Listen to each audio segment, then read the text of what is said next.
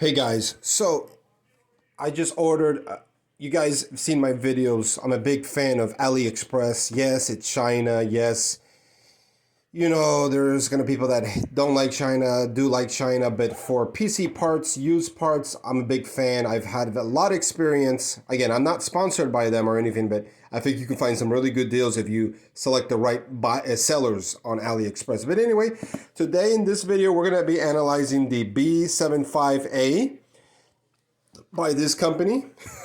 Probably some pirated company. I'm sorry. China, it has that certain taboo. But anyway, we're gonna look at this motherboard. It came with a CPU. I feel bad for bad mouthing AliExpress in China. I'm sorry. It's just the culture. Anyway, it came with the motherboard, the RAM, the CPU, and I think that's it, right? It's the motherboard. Anyway, this I can tell immediately. This is the RAM here. So we'll take a closer look at that in a moment. We got the cable here for connecting our SSD. I bought separately a SSD to install the Windows OS and some games to test with. This stuff, I honestly don't use it anymore. Not gonna lie, it's kind of old school in my opinion. And then this comes with some mounting thing for your fan. I ordered a fan right over here that comes with its own mounting stuff on Amazon. Pretty good, and I believe it fits in this one. I got to make sure. But we'll take a look at this. Let me unbox this for you guys. Okay, so I removed the packaging.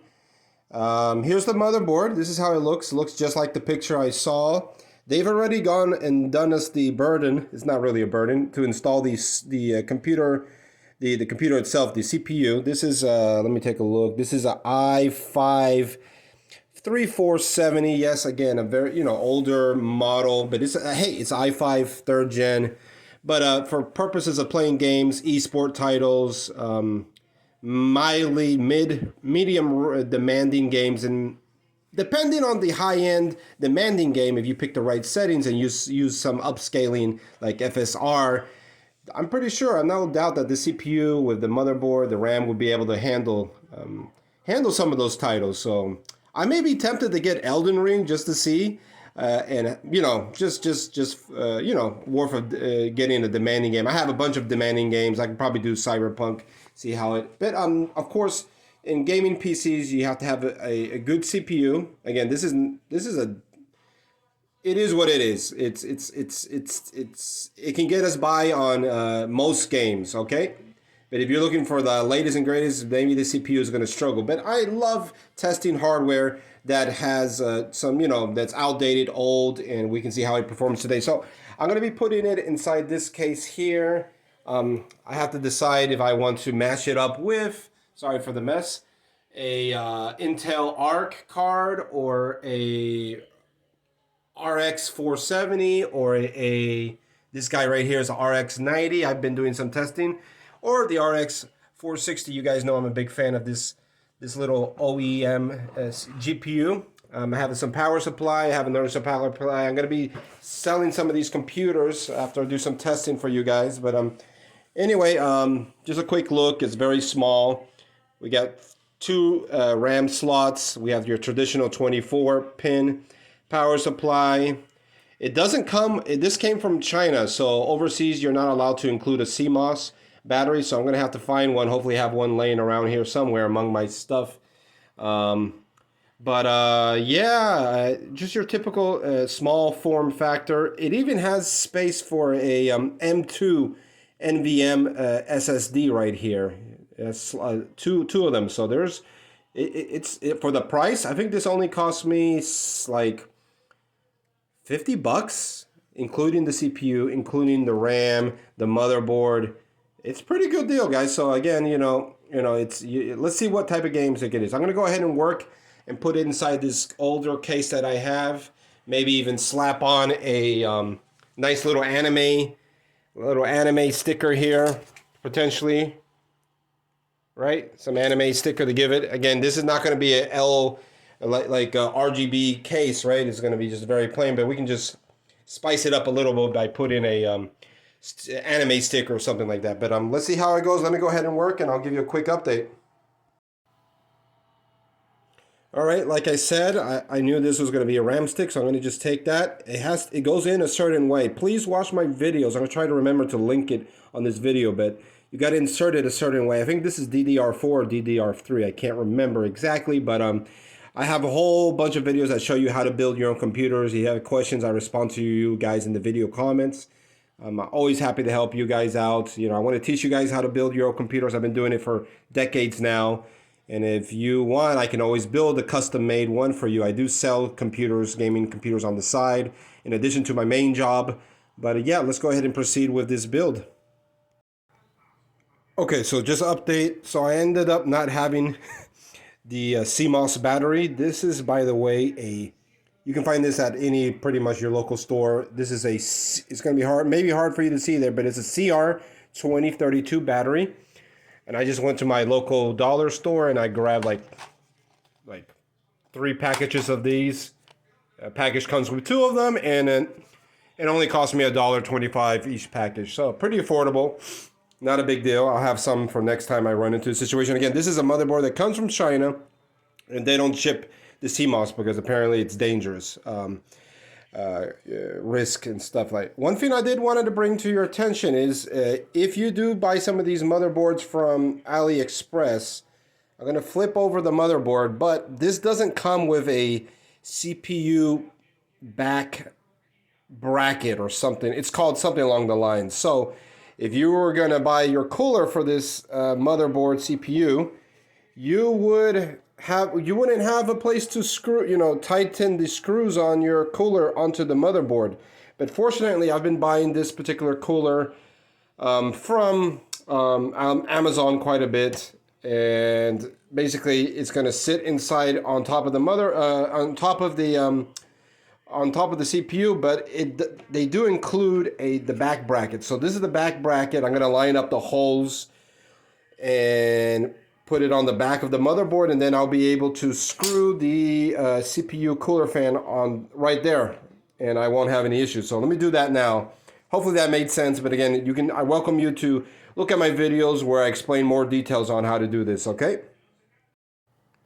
Okay, so like I said, I put the back bracket that my CPU cooler fortunately came with. Like I said earlier, some motherboards from China won't include this, but you can find this pretty easy on eBay or even on Amazon. You just have to know the model of your motherboard or the type of socket that your CPU motherboard has, and look for back bracket, and you should be able to find something online. But hopefully, again, that's why I buy this cooler, because it always comes with that back bracket. I don't have to worry about that. I connected it over here. This is the power to the fan that's going to make this rotate and cool down a little bit. Definitely cool down the CPU there. But I already have my RAM installed. I'm ready to go ahead and implant this into this case here. So your case that you buy will have some screws for the. So you can see right here. Maybe a little hard to see, but I'm going to screw in place the motherboard. Basically, you line it up like a puzzle. This has a place where the holes here on your motherboard, right here, for example, you're gonna place that and line it up with these 4 holes over here. There's one there, there's one over here, and one over here, and one over here. So that's pretty straightforward. I'm gonna go ahead and do that. Okay. So I just placed it there. I haven't screwed it yet, but I'm going to go ahead and screw it to secure this. You can see it makes sense that the back of the case here, you have your input, output, your I/O ports here for connecting your monitor or your USB 3, your Ethernet, your headset over here, some USB stuff, so stuff like that. And then I'm going to take these cables that come with the case and connect it to the corresponding spots on the motherboard. Again, watch my videos that explain this in greater detail, and let me know if you have any questions in the video comments. I'm going to continue building this rig here. Of course, let's not forget the power supply, so I'm going to put a 450 watt power supply into this guy right here. If you look at here, this is where if this motherboard was bigger, it would have more expansion slots. It's not. It's again a cheap motherboard in the sense that it just gives you the main PCI Express for your graphics card. You wouldn't be able to add any additional stuff, like say you want a better sound card, a different network card, another second video card. You couldn't be able to do that. But anyway, analyzing, that's where you would put that over here. But still, again, this is going to be amazing. I know this is going to be very capable of doing some games that you're going to be very surprised that it's able to handle. I am going to install this PSU into over here, into this area right here. All right. And I think I've decided on my graphics card. I will definitely have to go with either this RX 470 or the RX 460. I like the RX 460, this old EM version. Plus it's red, and it kind of goes with the color scheme of the motherboard that I got for this particular rig here. It's black and red, so let's see how this all looks when I'm done. All right, so I made the connections, the audio here, the USB 3 that corresponds to this USB out here on the case itself, the 24. I have yet to plug in, but there's a 4-pin CPU power here. There you go, it's out of the channel. That one would correspond not to this. This is Molex connector, another Molex connectors. Oh, a mix of Molex with the SATA, like your typical SSD connector power. But this is for the power. I would just split this in half. This is 8. I need only 4. I'll connect it there.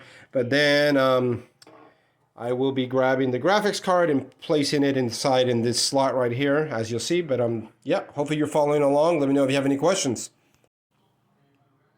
Okay, so I made the final connections. I went ahead and sealed shut the case here. So we installed the graphics card. You can see I have some cabling already here. This is the USB Windows OS install that I'm about to do. I have my keyboard, my mouse, the power supply. And now I boot it up. And since it's one of these old motherboards, so to speak, it kind of just turns on by itself. There we are. We got the BIOS to pop up for a moment. And now we're going to go ahead and install Windows. Wonder if I should turn on the lights. It's better. I don't know. But there you go. It works. It works. The power is on there. Yeah, looking forward to installing Windows.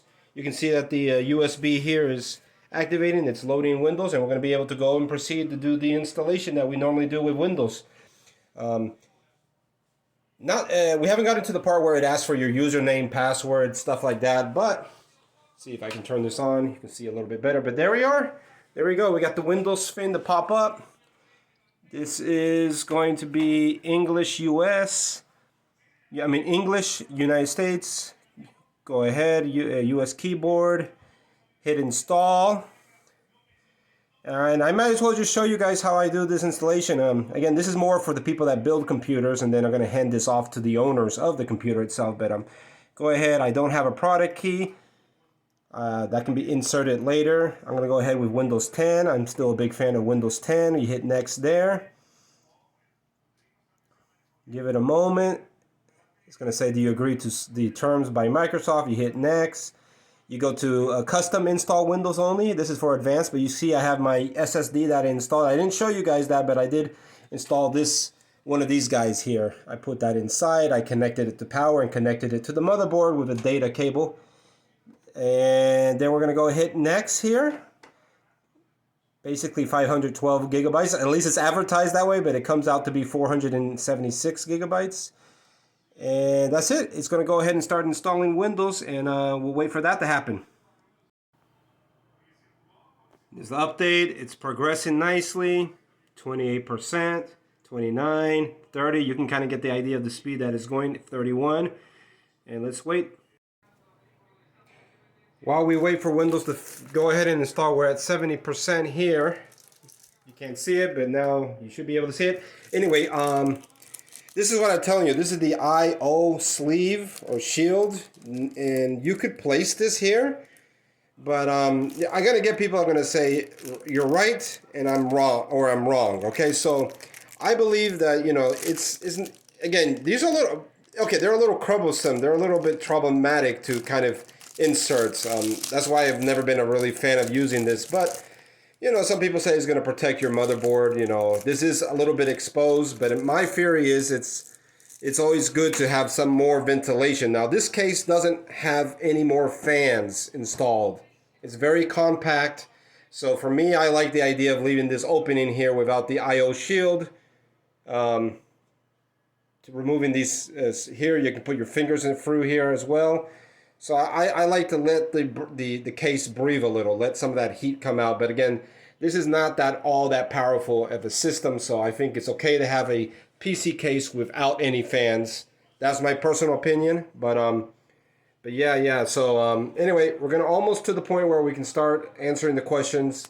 Basically, when this gets up to 100% and then it goes to the final finishing up phase, I'm going to remove my USB Windows install, remove it. Otherwise, if I leave it there, the computer restarts and it's going to pick this up and says, oh, you want to install a fresh copy of Windows. No, we just finished doing that. So in a moment, I'm going to remove this so that it'll realize, oh, whoa, I have a fresh copy already installed. Let me go ahead and tell this user ask them what they want. So there we are, like I was talking about. This is almost finished up here, so I'm going to just wait for it to. After I come up with my username and password, I'm going to connect this to the internet. And all right, so there is doing the little countdown. This is when I would remove this, just like so. I just removed it, and then this is when the computer restarts, and it restarts maybe a couple times, and at some point it's gonna. You'll see in a moment. Okay, guys, so it's now to the point where I'm going to show you the process of, setting up a computer. Again, I'm going to pretend I'm the end user, that I'm the person that bought this computer. United States, that's where I'm at. I say yes to that. Keyboard layout, US keyboard, please. Yes to that. It says, do you want to add more? I generally say skip unless you want to have another type of language keyboard. I hit next, skip. This computer is not connected to either Ethernet physically to the internet, and it doesn't have a Wi-Fi adapter. So I'm just going to say I don't have internet here in the bottom left corner. And I'm going to say yes, continue with limited setup on the left here. Click on that. And then I'm going to come up with some random name.